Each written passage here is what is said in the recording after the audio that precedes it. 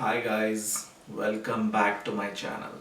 So today I'll talk about the situation wherein an unfortunate situation with your car, right? If you are in the middle of an accident or you have some issues on the road, right? So what steps need to be followed? Yeah, so this video is to talk about that. So this is just based on my high level research. Okay, it's not the complete instruction, and I may be missing some things as well. So feel free to add any comments if there are some changes to what I'm saying, or if it's not right, or if it doesn't give the full picture, right? Because this is just based on my very high level um, research. Okay, so basically when you buy a car, right, you need to purchase insurance here, right? So that is a mandatory requirement. So I'm just talking about, first I'll talk about mild collision, or a dent, a small dent, or when you're you know taking your car out of the parking lot.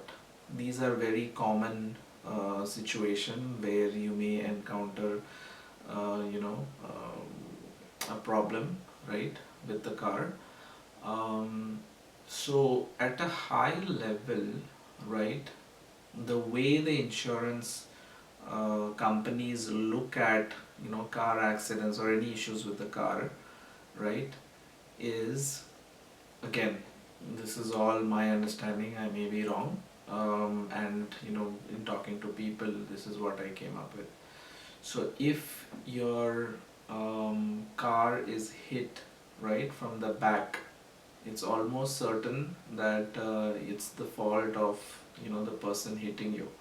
It doesn't matter if it's a highway, right, and everybody is at 100, right, 100 kilometers per hour, and then you're slow, right, or you suddenly brake, right, and the person behind hits you, then it's still, most of the times it is the person hitting you, who is at fault, right? But again, the specifics would be there for if different cases that will be looked at.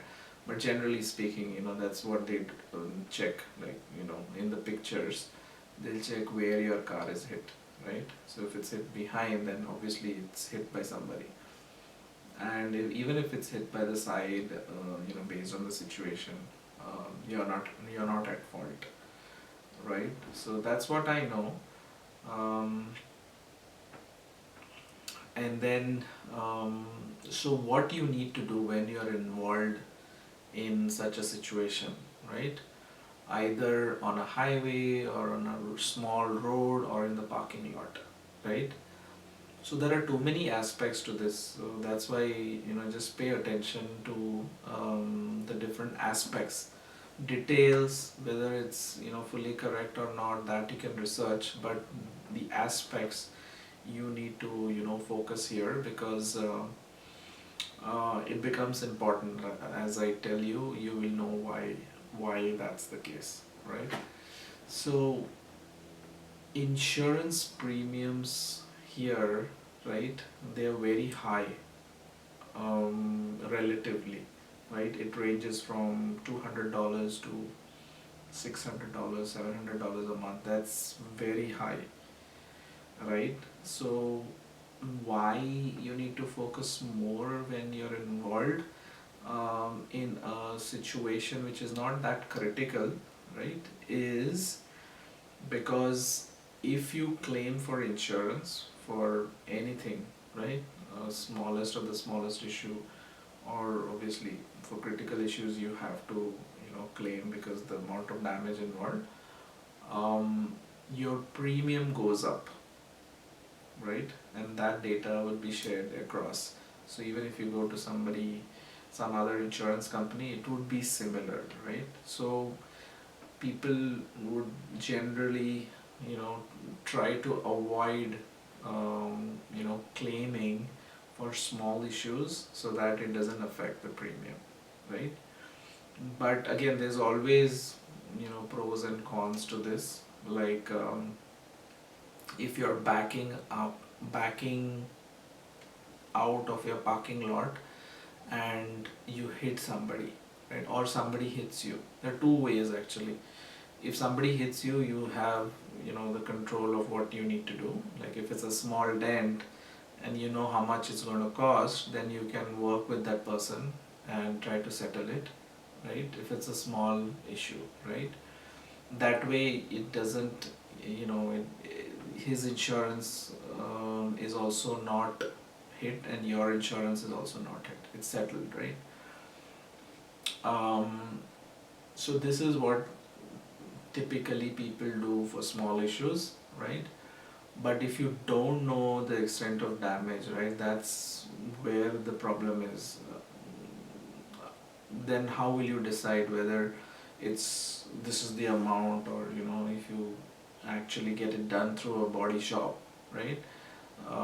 What if it's more, right? And the insurance will anyways pay for that repairs, right? But your insurance premium would potentially increase after that instance. But here you would take a hit of that one time unknown amount, but then it doesn't affect your premium, right? But if you hit somebody, then again it's the same situation. So it really depends, mutually. Both parties should agree about, what you guys decide, right? And the extent of damage, and if the amount is reasonable, right? So that's the ideal situation. Now, when it comes to like issues on the road, right? Like a normal road, like 50, 60 kilometers per hour road, right? A two-lane road. Then you can, again you can try to do the same thing and try to settle. But if you're going to file for the insurance claim, that what is required are the following, right? First is you need to take as many pictures as possible, right? Of the car, your car, if that person's car is there, then his or her car, and then the street or the road where the instance happened, right? And the intersections, the name of the road, surrounding area, everything, right? That is number one. And then the license plate of that person, right? Of that person's car. And then if you guys end up having a conversation, and then if that person agrees that it's his fault, then you need to get the driver's license photo of his, and then you need to also take the picture of his insurance copy, right, where his name is there and whatever details, right? This information is required for you to file a claim later on. Okay, now there are many factors here, right? One factor is, what if he refuses to give his information, right? So still you can try, the other information that you can, like the picture of his car's license plate, you can still take it, and the his driver's license number, and the insurance policy. I mean, that he may refuse to give if he doesn't want his insurance to be hit, right? As I just mentioned, the impact. So in that case, you can just take this information and file. It's normally okay, right? Now, there's another situation where, if he doesn't stop, right? If he just continues driving, potentially it would be a hit and run, right? That's a different police situation. you can still, inform the company, insurance company, that this happened, and you'll still be okay. But again, it's case by case basis. So, but you need to do your homework. You still need to take pictures of the other things that I mentioned, right? Your car, surroundings, etc. The damage, right? Now, in a major situation where the extent of damage is too much, you're in the middle of the road, or you need some help, right? And you don't know what to do, then you need to call the police, right? As a first instance, so that you're immediately looked after. But if you're in a decent condition, then you still need to take all the pictures which I mentioned, right? And sometimes the insurance companies ask for, the police record reference number, right? Based on the situation. That's something we need to explore, what situations they ask. But yeah, if it's not a minor collision, then they would be asking for police reference number, right? So that's something you need to keep in mind. Um, and then with regards to towing, right? If your car is not in a drivable condition, then you need to call the towing companies of, a preferred towing company of the insurance provider, right? They have a list of towing companies they recommend. That is one. And even the body shops, right, where the car will be taken for repairs, that's also, you need to pick the one which is recommended by the insurance company, right? Otherwise there will be problems with the claim, or the body shop, if they are not good people, then they may charge you more money, and keep your car for longer duration and stuff like that, right? So it's better to go with the one that is recommended by the insurance company. So this is another factor that you need to consider, because normally what happens whenever there is a collision, a lot of towing companies will suddenly reach the spot, and they'll try to talk you through, or pressurize you that, okay, I'm going to take this, that's fine, you'll be fine. But you need to keep calm and see, okay, which is the company, is it in the preferred list or not, suggested list or not, right? And then you need to call them, and accordingly you need to go to the body shop, right? Just to avoid problems later on.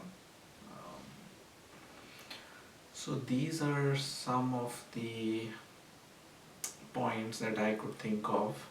And also in the middle of the highway, right, with speeds of 100 and over, it becomes very, very important. The safety becomes very important, your personal safety. Whenever there is an issue happening, I've seen people standing in the middle of the road, arguing, or they're just there. If the car is in a drivable condition, even if it is not, you need to clear the highway immediately, all three lanes. You can go to the extreme at the end of the last lane, and wait near a safe area, right? Especially in the night, and if the conditions are not good, it's raining, it's snowing, most critical issues happen during this time, right? So that's one thing to note in the middle of like highways. Just clear the road immediately. Go to the side either with the car or alone, based on the situation, and then you can continue talking, or taking pictures, or calling the police, or whatever, right? So that's another important thing to consider if it's happening on the highway, right? Very recently, a few weeks ago, when I was on the highway with a lot of snow happening, I saw there was like a dead stop, right? From 100 to suddenly 10-0, and the car uh, just in front of me could not stop in time, right? So it kind of moved off the lane, and then kind of it turned, right? And what I noticed in front was there was an accident there. And there was a woman, they were all okay, and it was in a drivable condition, but the woman's car was facing, to the right. So the woman was, peeping out of the window in the middle of the highway and still having a conversation with whoever, right? So that kind of um, situations you need to avoid and get off the highway immediately to avoid oncoming cars, right, from not noticing you and not stopping, right? So that is one important point that I wanted to share, which I noticed, right, real time, like very recently. So, yep, so that's about it. This is again a high level research just for you to, get an understanding of what needs to be done when you're in a situation. Although there are so many points when it actually happens, God forbid it should not happen with anybody. There are a lot of emotions, there's a lot of fear when it happens based on how bad it is. So you may not think rationally, but yeah, I mean, if it's not too serious, then you need to, take a step back and consider, all these steps which I mentioned, right? Um, yeah, did I miss anything? Yeah, if the car is not in a drivable condition, then insurance company typically would provide you with an alternate car, right, of a similar whatever range until, the body shop would fix your car and return back, right? So that's that's another point. So you don't have to worry about not having a car for few days, right? Um,